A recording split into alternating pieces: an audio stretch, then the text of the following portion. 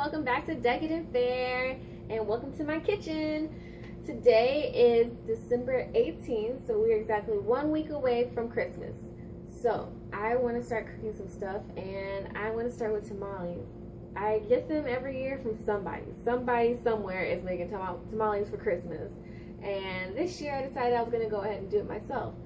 I've made them once before, but I did it with a friend and she put in most of the work. So this time it's just going to be me all by myself, and we'll see how they turn out. I don't really have a recipe. I asked a couple of ladies that I work with how to make them. First of all, there's women in my kitchen from a lot of different Latin American countries, so they gave me completely different recipes. So I'm going to say that we're making Mexican tamales just based on the masa. And as far as what part of Mexico, because they vary from, Mexico is a huge country just like the United States, so they vary even in that country what tamales taste like and what they put in them. So I'm just going to put some stuff together and we'll call it a Tex-Mex tamale. So we are going to be making it and cooking it in a salsa verde, basically, the meat for it, and we're doing chicken tamales. So I'm going to start with some tomatillos. These are tomatillos. They look like green tomatoes. They are not tomatoes. Do not bite into this, you will regret it. I have about, 5 pounds of tomatillos, and we're just gonna blend these up. Usually when you make a salsa, you're gonna try and roast the vegetables or something first, but since this is all gonna go into a big pot and it's gonna cook for like 2 hours, I don't really need to cook it first. The only reason that I would suggest that you cook the vegetables first, if you want to do that, which would be in the oven, or if you have like a gas stove, which I don't have for some reason, you could put it on the flame to roast them. The flame will give it more flavor because you'll have that fire roasted flavor. If you put it in the oven, it'll soften it. And if you're putting it in a blender that's not, maybe the blades aren't as strong, it's easier for the blender to blend it if they're already cooked because they'll soften. But I have a nice little ninja here, so I'm just gonna throw them in there and then we'll just throw it in the pot afterward. I've actually never used this ninja, so we'll have to see how this works.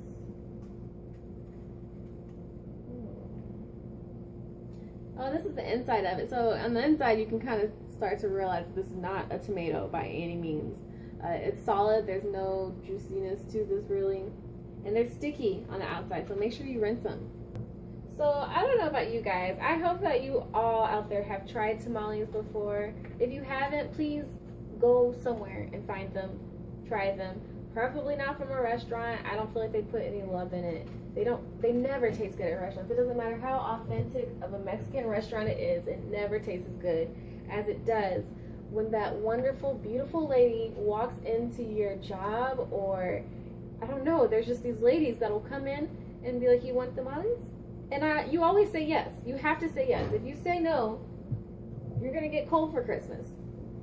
And those tamales are always the best. It doesn't matter who the person is. I don't know. It's never failed me. So I believe in that lady. Each and every one of them.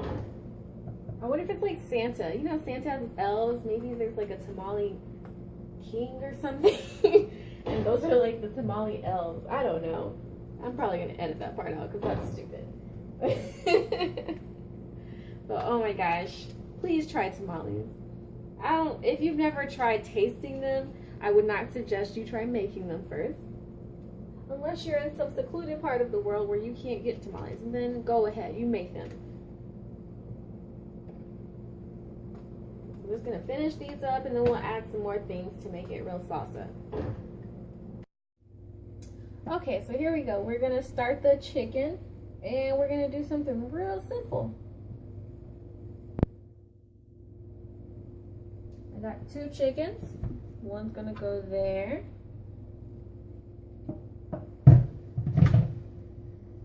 The other's gonna go there. They fit perfectly. We're gonna pour the salsa on top like that. This is a slow cooker, so it's not going to really boil over or anything like that. It's just going to cook. Okay, so the chicken is going. the timer started. I've got like 4 hours on it. I'll check it and see what needs to happen. And you can either add more liquid if it needs it, although in a slow cooker I don't think I'll need this. If you want, you could put this in a bigger pot, but I decided I wanted to do everything in my slow cooker, so that's what I'm doing. I'm going to cover this. I'm probably just going to go to bed, and then I'll see you guys in the morning so we can make some tamales. Yeah. Alright, so we have chicken for tamales. I've already started taking it out. I've also already burnt myself taking it out, but you know, that's life. Okay, so I just want you to see this. The chicken is falling apart. Like I said, I went to sleep and I woke up and there was chicken.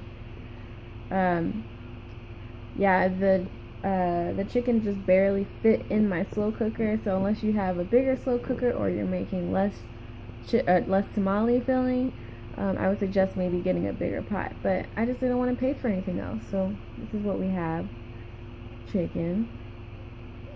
Look, whenever I tried to lift this up from the whole chicken over here, it just fell apart into a perfect little chicken thigh. That's perfect. Okay, so I will let you know how the rest of the process goes. So this is our chicken. I put some salsa on top. That little spot is caldo, or like a bouillon cube that did not melt in there, but we're gonna mix it in. So once again, make sure you have clean hands, and we're gonna mix.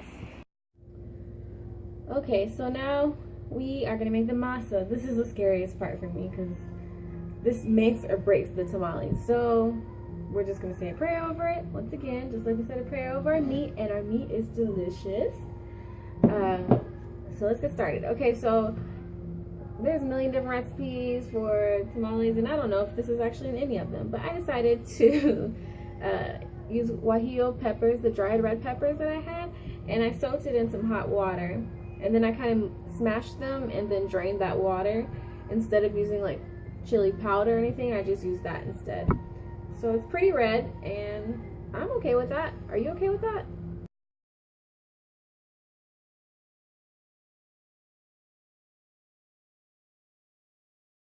Wrap them into the camera. Yeah. I think she's ready. I'm not ready. Oh. Oh, are you doing it? Yeah. Okay, thank you. I'm gonna make them all like that.